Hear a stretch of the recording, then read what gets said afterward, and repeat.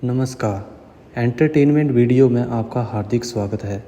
तो आज सुनिए विलियम शेक्सपियर द्वारा लिखी प्रसिद्ध कहानी 12वीं रात, जिसका हिंदी में रूपांतरण महेश शर्मा द्वारा किया गया है। इल्यूशियम नगर में रहने वाले एक परिवार में जुड़वा बच्चे पैदा हुए। दोनों की शक्ल हुबहू एक जैसी थी, बस अंतर यही था कि दोनों में एक लड़का था और दूसरी लड़की थी। माँ ने बेटे का नाम सेबेस्टियन रखा और लड़की का ब्यूला। समय बीतता गया, सेबेस्टियन और ब्यूला बड़े होते गए। एक बार दोनों भाई बहन विदेश यात्रा पर गए। अभी जहाज़ समुद्र में थोड़ी ही दूर गया था कि मौसम खराब हो गया। तेज़ तूफानी हवा बह चली, सागर में ऊंची ऊंची लहरें उठने लगी। मलाहों ने जहाज़ को शक्तिवर संभालने का प्रयास किया, पर तूफान की तेज़ी के आगे वे भी मजबूर हो गए। आखिर तूफान में फंसकर जहाज़ एक चट्टान से जाकर टकराया। जहाज़ टुकड़े टुकड़े होकर बिखर गया। कौन कहाँ गया कुछ पता न चला। कुछ लोग बचकर निकल गए, पर बहुत से मुसाफिर डूब गए।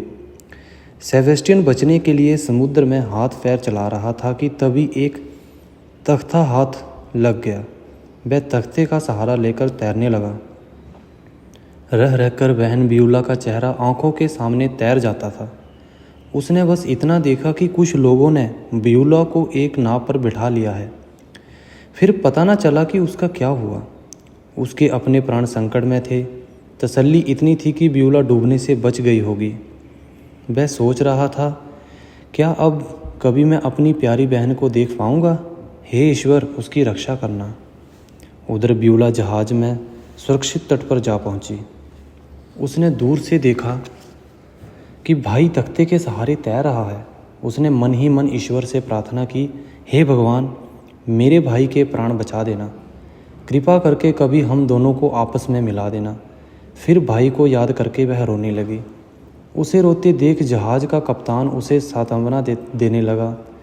वह जान गया कि ब्यूला अकेली थी।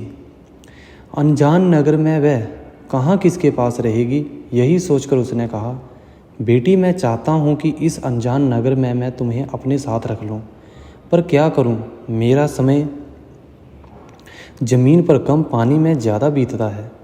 हर समय यात्रा पर ही रहता हूँ। ऐसे में मेरी अनुपस्थिति में तुम्हारा ध्यान कौन रखेगा? ब्यूला भी इसी सोच में डूबी थी। तभी कप्तान ने कहा, बेटी, मैं तुझे पास की द्वीप पर ले चलता हूँ। वहाँ ओर्सिनो नामक राजकुमार रहता है। वह बहुत भला आदमी है।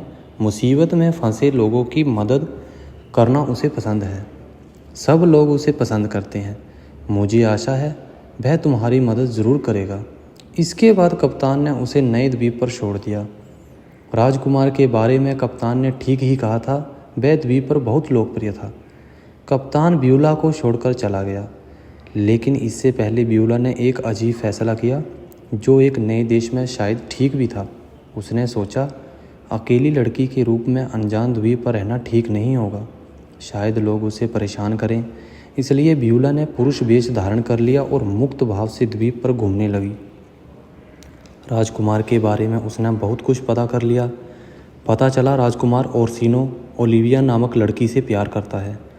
कभी ओलिविया भी उसे पसंद करती थी, पर फिर एक घातक दुर्घटना में ओलिविया के भाई की मृत्यु हो गई। अपने एकमात्र भाई की मृत्यु से ओलिविया को गहरा सदमा पहुंचा। वह इतनी दुखी हुई कि उसने घर से निकलना ही बंद कर दिया था। एकांत में ही अपना समय बिताने लगी थी। उसने तब से राजकुमार ओर्सिनो से भी मिलना छोड़ दिया था। इससे ओर्सिनो बहुत परेशान रहता था। राजकुमार ओर्सिनो के बारे में ये सब पता करने के बाद पुरुष वेश में ब्यूला उसके महल पर जा पहुंची। वहाँ सहायता की याचना करने वाले और भी अनेक लोग आए हुए थे। राजकुमार ओर्सिनो ने बारी बारी से सबकी व्यथा सुनी और यथासंभव हरेक को सहायता भी दी। पुरुष रूपधारी ब्यूला को महल में नौकर के रूप में काम मिल गया। उसने राजकुमार ओर्सिनो के बारे में लोगों से जैसा सुना था उसे वैसा ही पाया। राजकुमार को ब्यूला ने अपना नाम सिसेरियो बताया। वह मन लगाकर अपना काम करने लगी। राजकुमार के महल में उसे रहने खाने की समस्या नहीं थी। वह निश्चित होकर वहाँ अपना समय गुजार सकती थी। बस प्रश्न एक ही था कि उसे पुरुष के रूप में कितना समय बिताना होगा। इसका कोई ठिकाना नहीं था। पुरुष वेश में ब्यूला एकदम अपने भाई सेबेस्टियन जैसी लगती थी। अगर कोई पुराना परिचित उसे देखता तो सेबेस्टियन की ही समझ बैठता। और वैसे भी दोनों की सूरत शक्ल में कोई अंतर तो था नहीं। उसकी कार्यकुशलता देखकर राजकुमार भी उससे प्रभावित हो गया। जल्दी ही ब्यूला राजकुमार की विश्वास पात्र बन गई। एक दिन जब वह राजकुमार के पास मौजूद थी तो ओरसीनो ने उसे अपने और ओलिविया के संबंधों के बारे में भी बता दिया और कहा कि वह समझता है कि इस बारे में सिसेरियो उसकी कुछ मदद जरूर कर सकता है। राजकुमार ओरसीनो का दुख देखकर ब्यूला का मन दुखी हो उठा। ना जाने क्यों उसका मन ओरसीनो की ओर आकृष्ट हो गया। वह सुंदर, उदार और हरेक से बहुत अच्छी तरह पेश आता था। कभी कभी वह ओलिविया के बारे में सोचने लगती। मन ही मन कहती, ठीक है, ओलिविया के भाई की मृत्यु अत्यंत दुखद है, लेकिन मरने वाले के साथ मरा भी तो नहीं जाता, हमें जीना पड़ता है। ओलिविया का ओरसीनो के प्रति ऐसा कठोर व्यवहार उसकी समझ में नहीं आ रहा था। एक दिन उसने ओरसीनो को अकेले में उदास बैठा देखा। ब्यूला समझ गई कि राजकुमार इस समय ओलिविया के बारे में सोच सोचकर दुखी हो रहा है। राजकुमार की उदासी से ब्यूला का मन भी दुखी हो गया। मन ही मन वह उसे पसंद करने लगी थी। उसने ओरसीनो को समझाते हुए कहा, मालिक, मैं देखता हूँ आप ओलिविया के कारण हर समय दुखी रहते हैं। ये तो ठीक नहीं। आखिर कभी ये भी तो सोचिए कि ओलिविया आपके प्रति इतना कठोर व्यवहार क्यों करती है। आप तो उससे प्यार करते हैं, लेकिन उसके मन में क्या है इसे भी तो जानना चाहिए। राजकुमार ने कहा, शायद भगवान ने स्त्रियों का हृदय कठोर ही बनाया है। सूरत शक्ल से भी जरूर कोमल होती हैं, पर मन उनका कठोर ही होता है। मैं तो ऐसा ही समझता हूँ। शायद इसलिए ओलिविया मेरे प्रति इतनी उदासीनता का व्यवहार कर रही है। ब्यूला क्या कहती, वह चुप ही रही, पर मन ही मन कहने लगी, राजकुमार, तुम क्या जानो कि नारी हृदय कितना कोमल होता है, उनकी भावनाएं कितनी प्रेमिल होती हैं। इस तरह ब्यूला मौन भाव से राजकुमार के प्रति अपने मनोभाव प्रकट कर रही थी, लेकिन राजकुमार के कानों तक वह मौन शब्द भला कैसे पहुंच सकते थे। एकाएक राजकुमार ओरसीनो ने कहा, सिसेरियो, मैं तुम पर बहुत विश्वास करता हूँ, तभी मैंने ओलिविया और अपने संबंधों के बारे में वह सब बता दिया जो आज से पहले किसी को नहीं बताया था। ना जाने क्यों मेरा मन कहता है, अगर तुम ओलिविया के पास जाकर मेरी पीड़ा उसे बताओ तो उसका मन अवश्य पिघल सकता है। तुम ये मुश्किल काम अवश्य ही कर सकते हो। ब्यूला चुप खड़ी रही। वह भला कैसे कहती कि उसे स्वयं ओरसीनो से लगाव हो गया था। ऐसे में वह अपने आप उसका प्रेम प्रस्ताव लेकर ओलिविया के पास कैसे जा सकती थी। लेकिन राजकुमार बार बार उससे कहता रहता। वह जैसे तैसे खुद को समझाकर ओलिविया के पास जाने को तैयार हो गई। ब्यूला ने ओलिविया को सिसोरियो के रूप में अपना परिचय दिया। फिर राजकुमार ओरसीनो की मानसिक पीड़ा के बारे में बताने लगी। जब ब्यूला ओरसीनो की व्यथा का वर्णन कर रही थी तो ओलिविया अपलक उसे ताक रही थी। ब्यूला सुंदर थी और पुरुष रूप में ओलिविया के सामने खड़ी थी। उसने जिन शब्दों में ओरसीनो की बात कही, ओलिविया को सिसोरियो की अदा भा गई। सिसोरियो ने कुमार ओरसीनो के प्रति ओलिविया की उदासीनता को दूर करने का बहुत प्रयास किया, पर जैसे जैसे ब्यूला ओरसीनो के बारे में बात कर रही थी, वैसे वैसे ओलिविया का मन सिसोरियो की ओर खींचा जा रहा था। ब्यूला के पुरुष रूप से ओलिविया पर मोहनी डाल दी थी। वह सिसोरियो को घूरे जा रही थी। इस समय वह राजकुमार ओरसीनो के बारे में बिल्कुल भी नहीं सोच रही थी। ब्यूला उसे समझा रही थी कि भाई से बिछुड़ने का दुख बहुत गहरा होता है, पर उससे जीवन का अंत तो नहीं हो जाता। ओलिविया को ये समझाते हुए वह जैसे खुद को समझा रही थी कि सेबेस्टियन का दुख ना करो, ईश्वर से प्रार्थना करो कि वह जहाँ भी हो सुख से रहे। ओलिविया पर सिसोरियो रूपी ब्यूला के व्यक्तित्व का गहरा प्रभाव पड़ा। वह अपने भाई का दुख तो भूलने लगी, पर उसके स्थान पर ओरसीनो नहीं, सिसोरियो की प्रतिमा आ मौजूद हुई। एक तरह से ब्यूला की कोशिश बेकार रही। वह ओलिविया के मन में राजकुमार ओरसीनो के प्रति प्रेम की लौ नहीं जला पा रही थी। ओलिविया ने अंत में इतना ही कहा, प्रिय सिसेरियो, तुमने बहुत अच्छी बातें कही हैं, पर मैं मजबूर हूँ। मैं राजकुमार से क्षमा मांगना चाहती हूँ। वह मुझे जितना मान सम्मान दे रहे हैं, मैं उस योग्य नहीं हूँ। उनसे कहना वह मुझे भूल जाएं। ब्यूला को लगा उसका ओलिविया के पास आना बेकार हो गया है। अपने अभियान को असफल समझकर वह दुखी मन से ओलिविया के पास से वापस चली जाती है।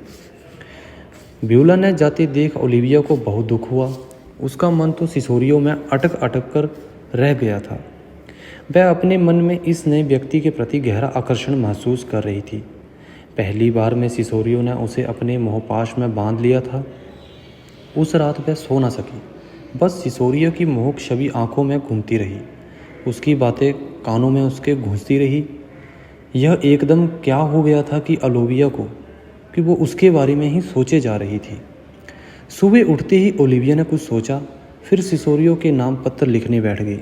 उसने लिखा, अनजान बंधु सिसोरियो, ये तुमने आकर मेरे मन में कैसा तूफान उठा दिया, और जब यहाँ से गए तो मेरा सुख चैन साथ ले गए। मेरे मन पर मेरा काबू नहीं रह गया है। मैं हाथ जोड़कर प्रार्थना करती हूँ कि कम से कम एक बार अवश्य दर्शन दो। मुझे तुम्हारी प्रतीक्षा है, कृपया आना जरूर। तुम्हारी ओलिविया। ओलिविया ने उस पत्र को अपने एक विश्वासी नौकर के हाथों सिसोरियो के पास भेज दिया। सिसोरियो रूपी ब्यूला ने ओलिविया का प्रेम में भीगा पत्र पढ़ा तो जोर जोर से हंस पड़ी। वह समझ गई कि ओलिविया कैसे विकट मानसिक तनाव से गुजर रही है। उसका संतुलन बिगड़ा हुआ है। मन ही मन वह सोच रही थी, ये कैसी विचित्र स्थिति है।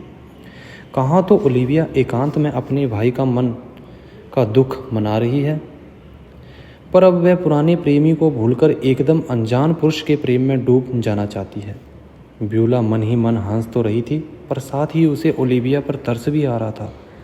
उसे लगा कि इस स्थिति में ओलिविया को सही सलाह की जरूरत है। इस पत्र के बारे में उसने राजकुमार ओर्सिनो को कुछ न बताया, वरना वह और तनाव में डूब जाता और ब्यूला के लिए नई समस्या खड़ी हो जाती। अगले दिन ब्यूला सिसोरियो के रूप में ओलिविया के पास गई और पत्र के लिए धन्यवाद देते हुए कहा कि उसे अपना मन इस तरह नहीं उलझाना चाहिए।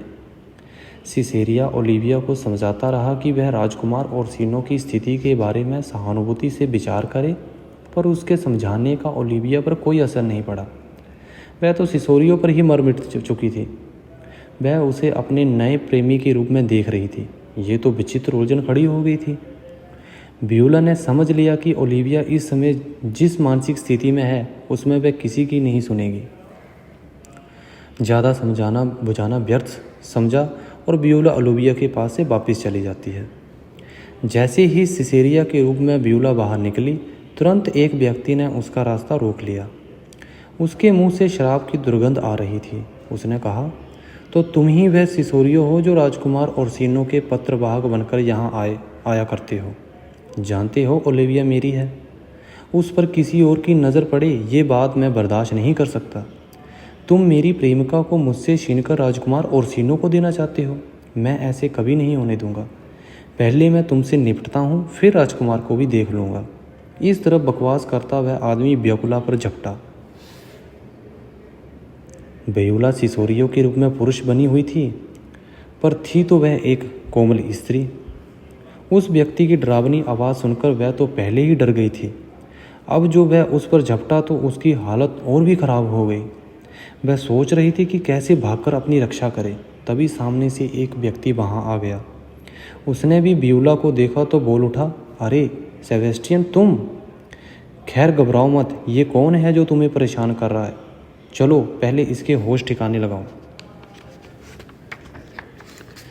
अपने खोए हुए भाई सेबेस्टियन का नाम सुनकर ब्यूला बुरी तरह चौंक गई।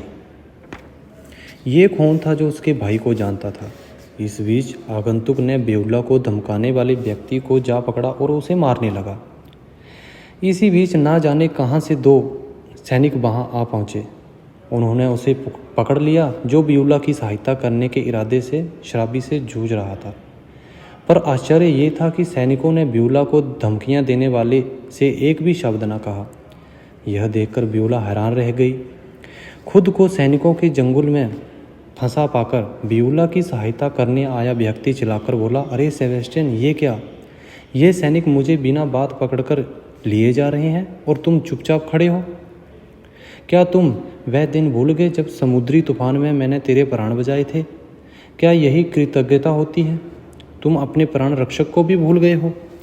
ब्यूला अब तक खामोश खड़ी सोच में डूबी हुई थी। उस व्यक्ति की चिड़कियाँ सुनकर वह सतर्क हो गई। इतना जरूर समझ गई कि जो व्यक्ति उसे सेबेस्टियन समझकर उसकी मदद के लिए आगे आया था, वह जरूर वही था जिसने समुद्री तूफान में उसके भाई सेबेस्टियन के प्राण बचाए होंगे। एक खुशी की लहर मन में दौड़ गई। तो क्या उसका भाई सेबेस्टियन जिंदा है? हाँ, जरूर जिंदा है, वरना यह अजनबी उसे सेबेस्टियन समझकर तूफान में उसके प्राण बचाने की बात कभी ना कहता। लेकिन इससे पहले कि ब्यूला सैनिकों से उस व्यक्ति को छोड़ने की प्रार्थना कर पाती, तब तक वह उसे पकड़कर दूर ले जा चुके थे।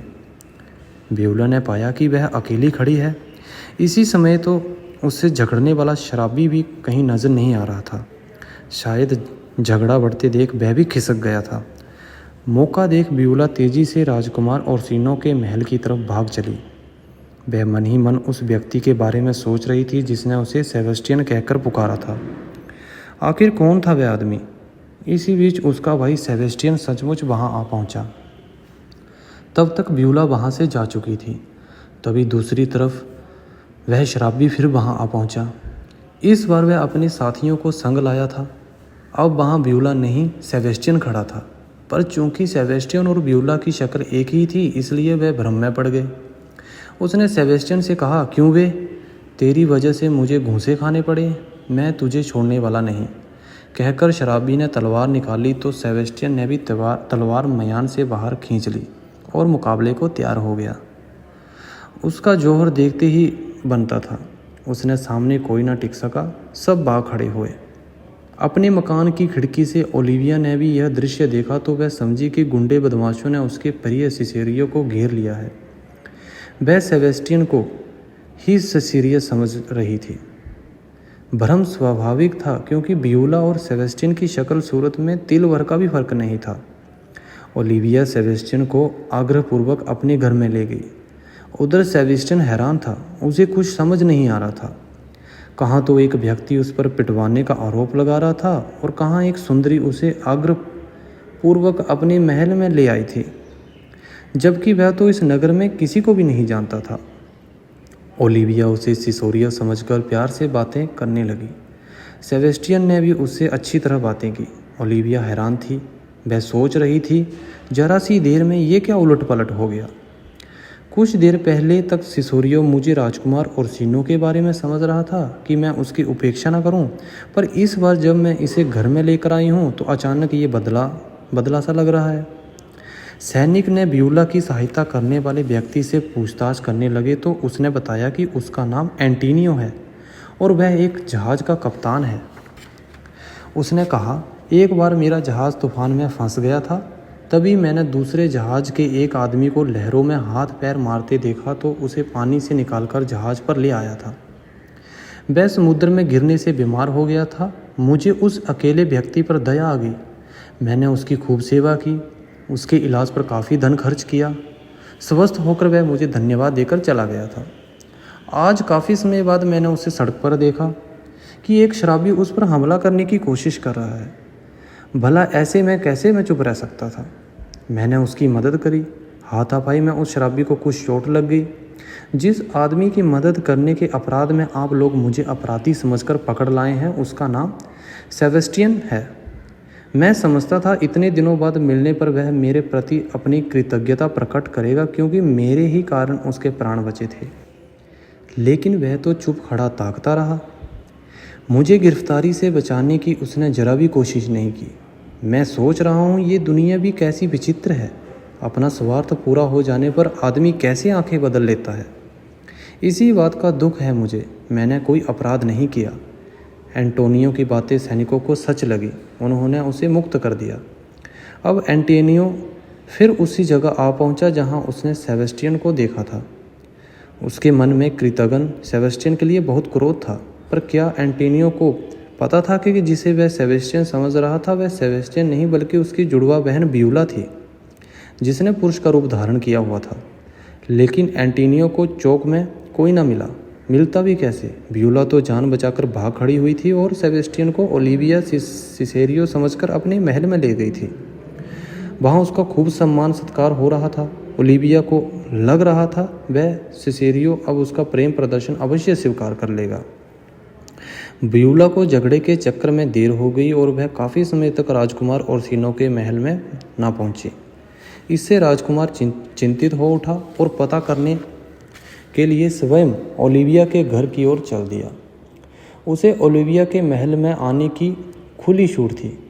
वह सीधा ओलिविया के कक्ष में जा पहुंचा। वहां उसने कुछ देखा, उससे राजकुमार की आंखें फटी रह गई। ये क्या देख रहा था वह? पलंग पर सिसेरियो आराम से लेटा था और ओलिविया उसे पंखा झूला रही थी। ये देख कुमार गुस्से से खोल उठा। वह चिल्लाया, ओ कृतघ्न सिसेरियो, क्या यही दृश्य देखने के लिए मैंने तुझे अपना संदेशवाहक बनाया था? विश्वासघाती, इस कुकर्म का उचित दंड तुझे जरूर मिलेगा। तू तो कहता था कि ओलिविया को मुझसे मिला देगा, पर तूने तो उसे मुझसे ही छीन लिया। ओ विश्वासघाती, तेरे पाप की सज़ा मौत है। राजकुमार ओरसिनो की बातें सुनकर सेबेस्टियन को भी क्रोध आ गया। आखिर उसने ऐसा क्या कर दिया था जो यह अनजान व्यक्ति उस पर इस तरह बिगड़ रहा था? वह भी उछलकर उठा और बोला, अरे तुम कौन हो जो मुझे अपना नौकर सिसेरियो बता रहे हो? तुमने मुझ पर ऐसा क्या उपकार कर दिया? क्यों कृतघ्न कर रहे हो मुझे, जबकि मैं तो तुमसे आज पहले कभी नहीं मिला हूँ? कान खोलकर सुन लो, मैं सिसेरियन हूँ, सेबेस्टियन हूँ, और मैं आज पहली बार इस नगर में आया हूँ। मेरी समझ में ये नहीं आता कि यह नगर और कैसे यहाँ के लोग हैं जो परदेशियों से ऐसा गलत व्यवहार करते हैं। तब तक एंटीनियो भी वहाँ आ गया। उसने सेबेस्टियन को देखा तो राजकुमार ओरसिनो से बोला, महानुभाव, आप ठीक कर रहे हैं। मैं इस सेबेस्टियन को खूब जानता हूँ। मैंने इसे समुद्र में डूबने से बचाया और इलाज में खूब धन खर्च किया, पर आज इसी के कारण मुझे सैनिकों के हाथों अपमानित होना पड़ा। ये इस तरह चुप खड़ा रहा जैसे वो मुझे जानता ही ना हो।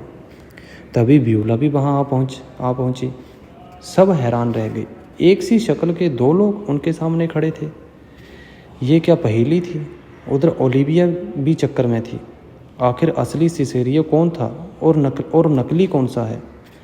बाहर से आने वाली थी ब्यूला, वह अब भी सिसेरियो के रूप में थी। राजकुमार ओरसिनो भी चमत्कृत खड़ा बारी बारी से सेबेस्टियन और ब्यूला की ओर देख रहा था। सेबेस्टियन और ब्यूला ने एक दूसरे को देखा तो रोते हुए आपस में गले लग गए।